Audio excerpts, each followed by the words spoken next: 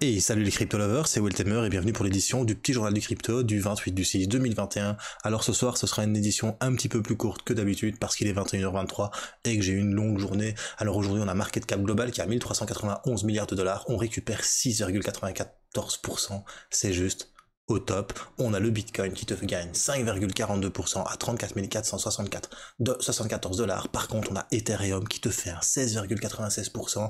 Il est à 2126 dollars. Que se passe-t-il aujourd'hui dans le monde des crypto-monnaies? I see green today on my portfolio. Il y a le Binance Coin qui te fait un 8,79% à 295 dollars. Cardano, la petite édalangue de mon col, repasse au-dessus des 1,33 à 5,60%. Le Dogecoin prend 6,25%. Le petit Ripple de Jean-Pierre Riffard nous fait un petit 7,38%. Le Polkadot de Magicware nous prend 9,52% et Uniswap gagne 13,87%. À noter que Internet Computer ICP reprend 18,60% à 43 dollars. Allez, on est presque aux 55. Je vais pouvoir être bientôt break-even parce que franchement, je sais pas si je vais le garder. Après ça, on va regarder les top gagneurs du jour. Nous avons le Compound qui te fait un 34%, le Kuzuma qui te fait 31,77% et le Bitcoin Sheet Vision, enfin le Bitcoin Satoshi Vision qui te fait 23,58%. C'est bien, il y a quand même plein de cryptos qui sont en double digit, ça fait plaisir à voir sur le marché. Alors si t'es nouveau sur la chaîne, bienvenue à toi, n'hésite pas à t'abonner et d'actionner la petite cloche de notification.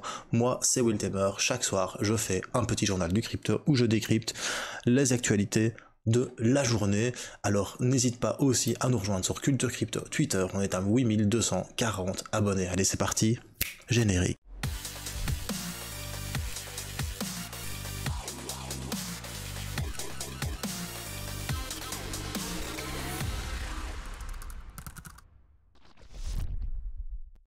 Alors la première news du jour, on apprend que Elon Musk va prendre la parole lors de la prochaine conférence Bitcoin de B-World. Cette conférence est organisée par Jack Dorsey de Square et Twitter. Donc Jack Dorsey, c'est la personne qui a créé Twitter, et Cathy Wood de ARK Investment.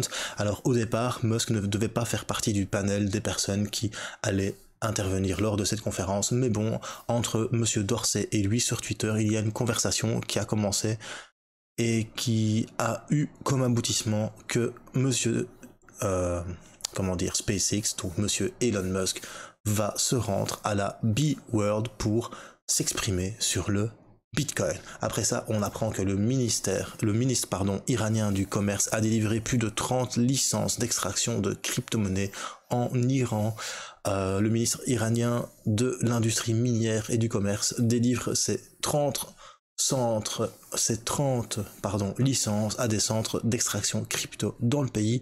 Pourquoi? Parce que bien évidemment, avec tout ce qui se passe en Chine et toutes les crypto mines qui sont en train de se fermer, eh bien, ils ont compris qu'il est intéressant de les accueillir à bras ouverts pour faire de l'Iran une nation crypto-monnaie. En parlant de la Chine, eh bien, le plus ancien échange crypto-monnaie de Chine qui existe depuis 2011 ferme ses portes, faisant ceci fait suite à la répression que le gouvernement chinois est en train de faire sur les crypto-monnaies et le Bitcoin en général.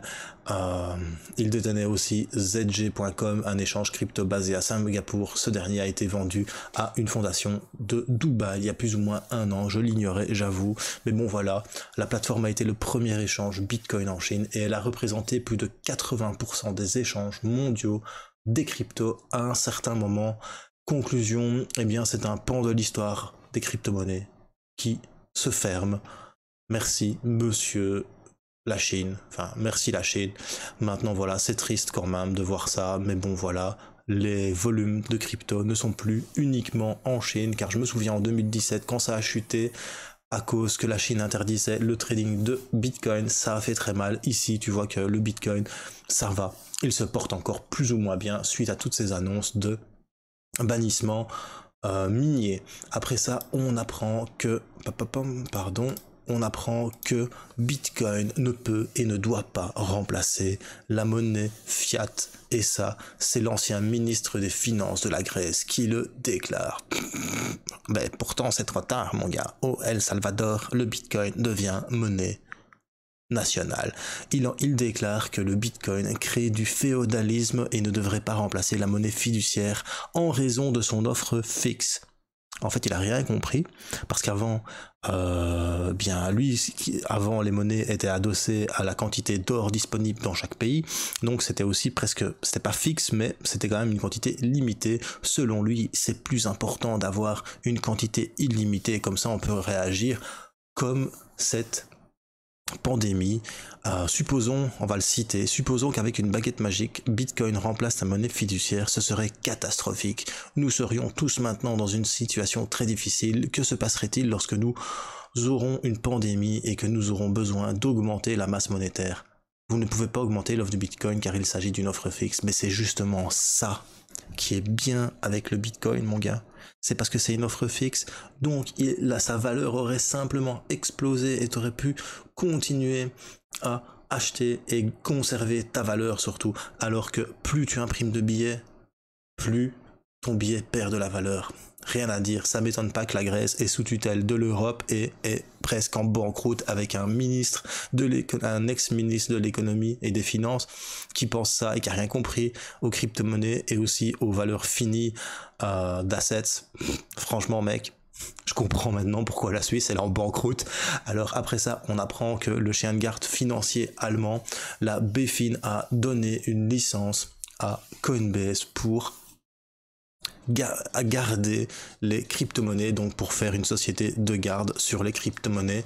Il faut savoir que en Allemagne, c'est déjà bien légiféré pour les crypto-monnaies.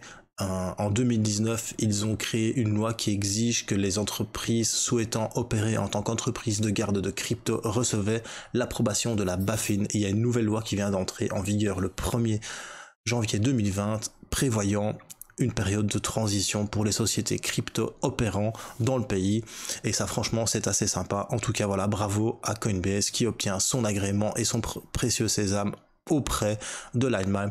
Comme quoi, tu vois, Binance, c'est possible d'obtenir une autorisation dans un pays. Après ça, on apprend qu'en Angleterre, encore en Angleterre, une banque va interdire les achats de crypto-monnaies. Maintenant, ça dit que ça va être certain. Là, ici, c'est quand même des suppositions.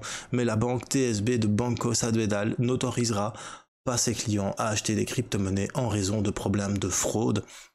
Donc tu vois vraiment que le Royaume-Uni est vraiment braqué, mais braqué sur le Bitcoin, c'est de l'argent sale, le Bitcoin c'est des fraudes, le Bitcoin c'est pour faire le darknet, le Bitcoin c'est du mauvais. Voilà, bande des rétro satana Bitcoin. Hein? Donc c'est une banque qui est basée à Londres, qui appartient au géant bancaire Banco Sabadell, qui a l'intention d'interdire les achats de crypto. Et ça c'est selon un rapport de Business Insiders. Maintenant, prenons ça avec des pincettes. On va quand même citer la déclaration de cette banque. Nous prenons notre obligation de protéger les clients très au sérieux et examinons continuellement les marchés et les sites web présentant des taux de fraude excessivement élevés. Que dois-tu lire entre les lignes? Nous prenons notre obligation de protéger les clients très au sérieux. Nous prenons notre droit à t'interdire de faire ce que tu veux avec ton argent très au sérieux. Nous examinons continuellement les marchands et les sites web présentant des taux de fraude excessivement élevés.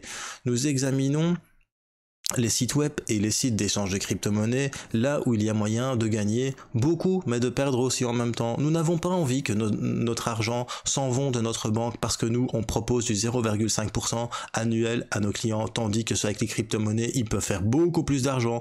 Conclusion, on dit que c'est des fraudes, comme ça, nous, on garde l'argent et on continue à l'utiliser sur les marchés financiers à la City, à nous goinfrer comme des cochons, pendant que nos clients, ils ramassent les miettes derrière. Et encore, ils doivent payer pour pouvoir que nous, on garde l'argent. On est vraiment trop fort. Voilà ce qu'il faut lire entre ces lignes.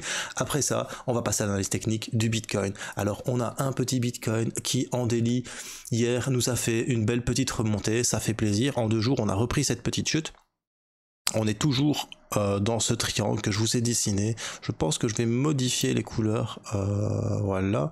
Je pense que je vais vraiment modifier les couleurs ici. Voilà, ici, voilà. Et je vais mettre en 2 points. Hop. Comme ça, ce sera vraiment beaucoup plus lisible pour tout le monde.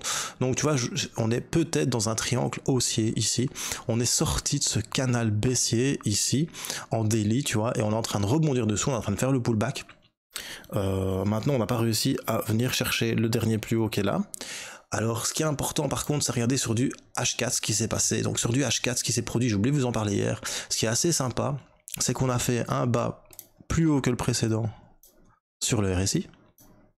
Et on a fait un haut plus haut que le précédent sur le RSI.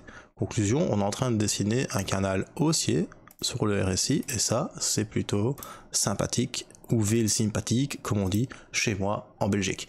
Alors, ce qui est sympa aussi à voir, et ce qui est très important à voir, et que j'en ai parlé sur Twitter, mais j'ai oublié de le poster, d'en parler hier sur Culture Crypto, hop, ici, on avait testé de casser la moyenne mobile 50 périodes.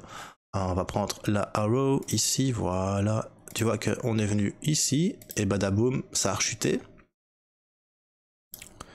On va mettre ça en cette couleur-là. Et tu vois qu'ici, on a fait pareil, et on a bloqué ici pendant 12 heures, hein, tu vois, ça c'est 4 heures, 4 heures, 4 heures. On a bloqué pendant 12 heures contre la moyenne mobile 50 périodes, et on l'a breaké hier en fait, et j'ai complètement oublié de vous en parler. On a breaké ici la moyenne mobile 50 périodes, et ici maintenant on est en train de faire un bull flag. Alors est-ce que ce petit bull flag il va être pile comme ça serait vraiment sympa, parce que si bull flag il y a une possibilité de chance qu'on vienne rechercher, mais avant qu'on vienne rechercher un précédent plus haut, il faut surtout qu'on vienne casser ici, voilà, ici. Il faut vraiment qu'on vienne casser ici les 35 538 $, ce serait vraiment sympa. Donc si ça se produit, ce qui est bien, en même temps, on va venir chercher la moyenne mobile 100 périodes représentée ici en orange, et la moyenne mobile 200 périodes qui est là sur du H4. Pour l'instant, ça fait un petit temps qu'on n'a pas passé au-dessus, tu vois. La dernière fois, c'était le 14 juin, là on est le 28 juin, donc ça fait plus de 14 jours. Du coup, ben, ce serait vraiment sympa qu'on arrive, parce que ici, tu vois, on a créé cette ligne de tendance baissière. Et bien, si on repasse au-dessus, tu vois qu'ici, en fait, elle était corassée, inclinée, et là, elle est vraiment en train de s'aplatir. Donc, il y a peut-être possibilité qu'on passe. Maintenant, le truc, c'est que tu as la 100 et la 200 en même temps à passer. Ça va être assez compliqué, mais c'est possible. C'est possible. Je suis certain que c'est possible. Mais bon, voilà, il va falloir regarder les volumes. Et les volumes sont un petit peu bas pour pouvoir avoir la force de casser la 100 et la 200. Ou peut-être que pour l'instant, on est en train d'accumuler vu les volumes. Et peut-être que quand ça va casser la 100 et la 200, on va revenir directement ici chercher le précédent plus haut à 41 290 $. Voilà, ça c'est une première supposition. Et par contre, si on n'y arrive pas et qu'on casse, alors soit la moyenne mobile 50 périodes va tenir le coup et ça va repartir. Donc on peut venir chercher ici quelque part les 33 000 $. Et si ça ne tient pas, par contre, il y a une forte chance qu'on vienne quelque part ici sur l'oblique, tout simplement. Moi je pense qu'on va venir chercher les 30 000 $. Pourquoi? Parce que ça correspond à cette petite zone ici, sur la dernière chute du Bitcoin. Voilà, c'était Wiltemer pour le petit journal du crypto. Si t'as bien aimé, un petit pouce bleu. Si t'as pas aimé, un petit pouce rouge. Surtout n'oublie pas bro, choose life, choose freedom et choose Bitcoin. Peace.